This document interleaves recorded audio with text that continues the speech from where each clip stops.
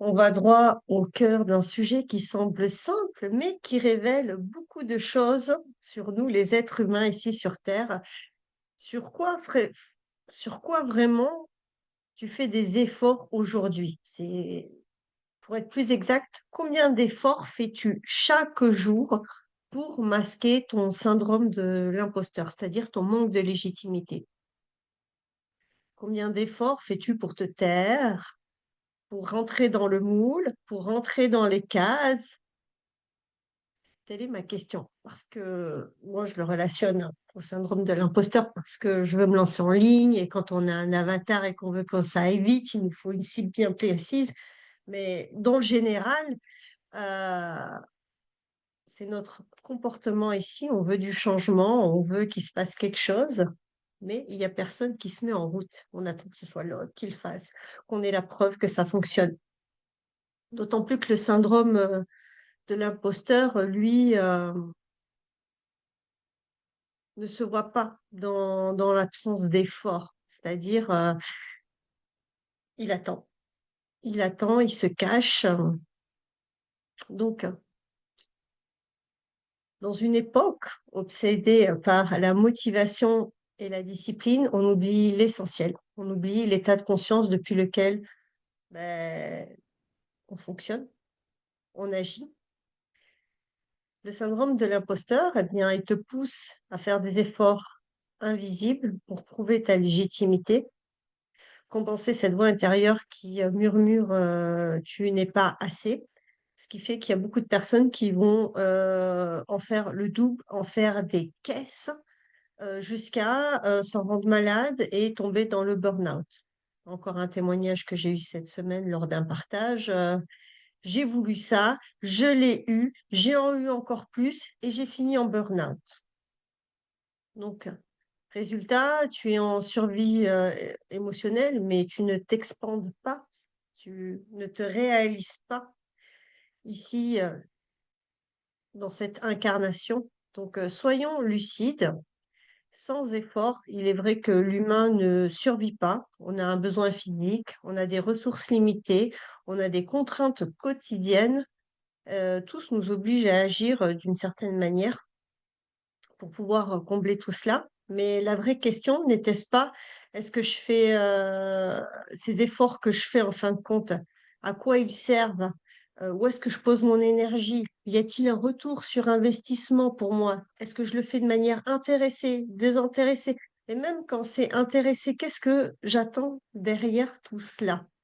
Mais avant de continuer, si tu ne me connais pas encore, moi je suis Stéphanie Dalméda, je crée des ruptures de conditionnement.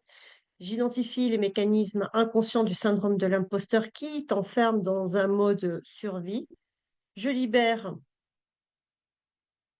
ces croyances limitantes qui te bloquent et j'ouvre des perspectives concrètes d'expansion pour toi. Donc, je ne travaille pas sur la surface, hein, je travaille sur les structures internes qui vont te permettre à toi, en fait, d'avancer en conscience, te respecter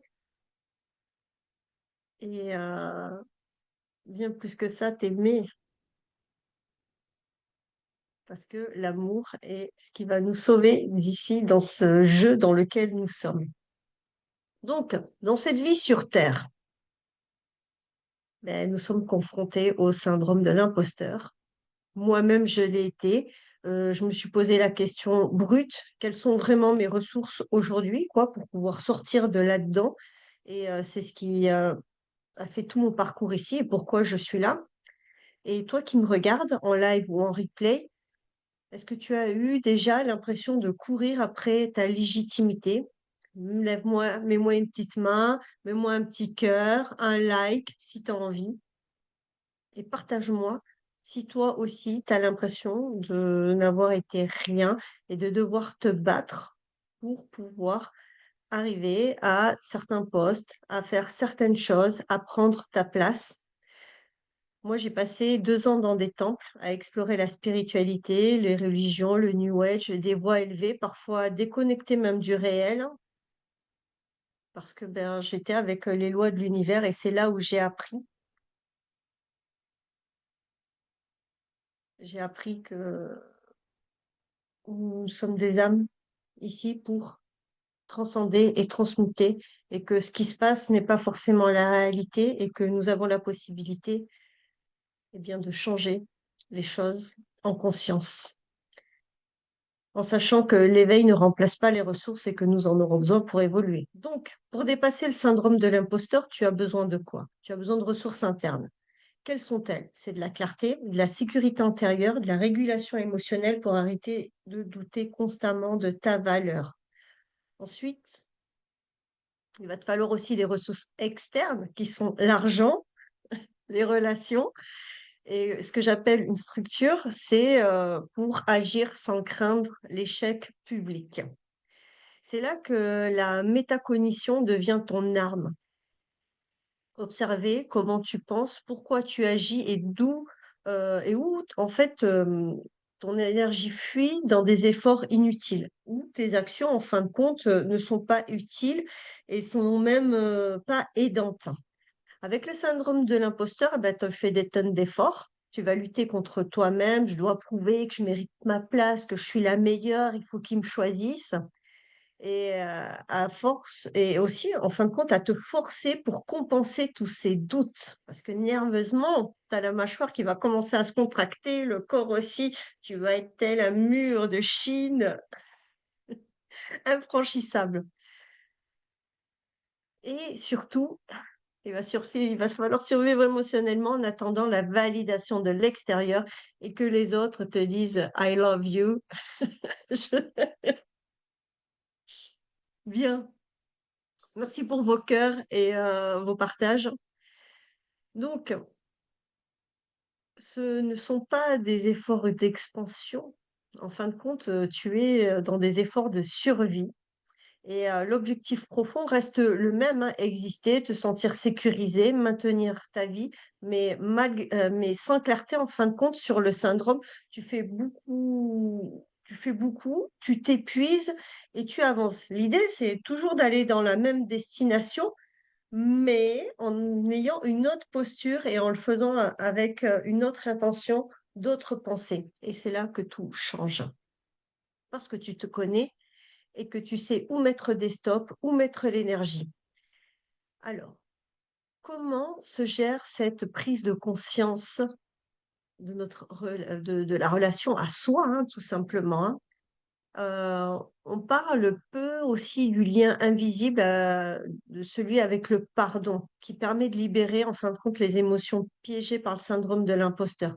Pourquoi? Parce que tu viens de vivre l'échec, tu sens l'humiliation, et tu vas continuer en fin de compte dans cette direction. Et le pardon ici peut venir t'aider en fin de compte à prendre de la distance, à dire, OK, j'ai pas réussi, mais je vais recommencer et le faire d'une autre manière. Donc, toute ma pratique, elle est là pour te faire prendre conscience de ce qui est et de mettre des actions correctives en place à chaque fois pour que tu puisses évoluer.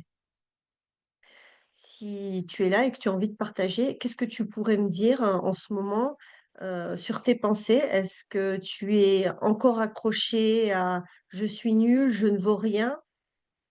Qu'est-ce que tu ne t'es pas pardonné dans les échecs que tu as pu vivre? Tu peux me le partager en commentaire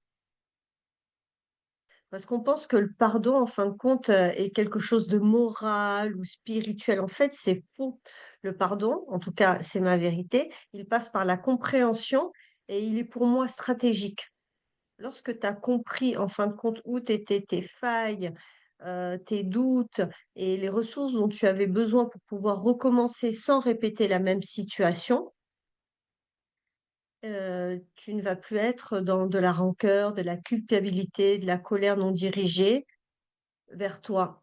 Tu vas arrêter de te dire: «Je ne suis pas à la hauteur, c'est trop difficile, je n'ai pas ma place» et ton esprit reste bloqué en fin de compte dans le passé, plutôt que d'être ici et maintenant dans le présent pour pouvoir recommencer et répéter. Donc, avec le syndrome de l'imposteur, tes actions deviennent défensives parce que, bah, il va falloir que tu prouves que tu n'es pas une fraude. Tu vas vouloir compenser, travailler 2 fois plus pour mériter ton succès. Tu vas t'auto-saboter pour éviter les risques de ne plus confirmer tes peurs. Et le résultat de toutes ces choses-là, en fait, c'est que ton succès est instable, ton épuisement est chronique et tes échecs vont renforcer l'imposteur. Tu sais, c'est le serpent qui se mord la queue. C'est-à-dire que tu es dans un cercle vicieux dans lequel tu n'arrives pas à sortir et après, ça va agir sur ton système nerveux et tu vas avoir beaucoup, beaucoup de mal à sortir de cet état-là parce que tu seras descendu sur des basses fréquences, tu auras eu un loop continuel et l'idée c'est de prendre en fait cette problématique avant qu'elle ne s'aggrave. Donc le pardon ne cautionne rien. Il dit juste je ne laisse plus cette histoire diriger mes choix. Tu vois, faut aussi que tu apprennes à te, pour moi c'est les premiers steps, hein, c'est l'amour et le pardon à intégrer en soi pour pouvoir commencer à faire un travail sur le syndrome de l'imposteur. Parce qu'une fois que tu l'as intégré, il rend l'action neutre, alignée, efficace et ton système nerveux n'est plus en guerre car le dossier est clôturé, c'est statué. Tu mets les mots que tu veux dessus, mais en résumé, la situation ne va plus t'affecter. Et plutôt que de te plonger dans des loupes interminables de dépression ou de burn-out, tu vas pouvoir aller vers ta destination et le vivre beaucoup plus sereinement. Comme je te disais, on a besoin de ressources internes qui passent par la clarté, la sécurité intérieure, la régulation émotionnelle. C'est là où moi, je veux t'emmener. Donc, pose-toi cette question. Qu'est-ce qui serait vraiment aidant pour construire mon avenir sans le syndrome de l'imposteur? Si tu as envie d'y répondre, vas-y, toi, si tu vis le syndrome de l'imposteur, que tu es là en replay ou en live, qu'est-ce que, qu'est-ce qui pourrait t'aider vraiment pour construire ton avenir sans le syndrome de l'imposteur aujourd'hui? Là, je t'invite en fait à imaginer cette bascule de survie, épuisement vers de l'expansion, de vivre cela avec joie chaque jour et la paix intérieure. Donc, toi qui me suis, si tu regardes souvent mes vidéos, tu verras bien qu'il y a toujours un esprit yogique dans ce que je te partage parce que les enseignements pour moi sont universels. On peut aller chercher l'information partout. Le plus important, c'est de voir ce qui nous porte et ce qui est aidant pour nous, sans contrainte et tout en préservant la paix intérieure, la joie et l'amour. Bien. Donc, si tu te reconnais, si tu es une personne qui fait des efforts intenses, sans stabilité, si tu vois que dans ce que tu fais, c'est pas fluide, qu'il y a beaucoup de résistance, que tu n'as pas de résultat durable, hein, c'est pas parce que tu as un manque de volonté, hein, c'est simplement le syndrome de l'imposteur qui est là. Et si tu veux le neutraliser, ne plus rester bloqué en fin de compte dans tes actions, j'ai une solution pour toi. Donc, je suis certifiée chez ITIR, qui est l'Institut de transformation intégrale et rapide, et j'ai appris à déceler la racine du problème et à traiter les mécanismes inconscients limitants. Donc, toi, aujourd'hui, si le syndrome de l'imposteur était neutralisé pour ne plus te bloquer dans tes actions, qu'est-ce que cela te permettrait de faire demain que tu ne fais pas aujourd'hui? Qu'est-ce que cela te permettrait de vivre? Si tu devais l'évaluer sur une échelle de 1 à 10, quel est ton niveau d'épuisement actuel?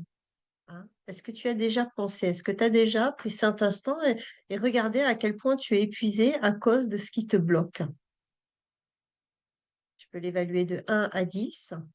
Et donc, du coup, si demain, on pouvait neutraliser cela, qu'est-ce que cela te permettrait de faire? S'il y a quelque chose qui te vient, c'est le moment, en fait, de passer à l'action et de mettre une action en place. Et c'est exactement pour ça que j'ai créé la session déclic. C'est quoi? C'est une séance individuelle, ciblée, stratégique, où on vient modifier la racine de ton blocage. On vient la neutraliser. On va aller regarder quel mécanisme inconscient pilote tes efforts, ce qui te maintient en survie plutôt qu'en expansion, et comment réaligner ton action avec des ressources justes. L'objectif, hein, c'est pas de te motiver.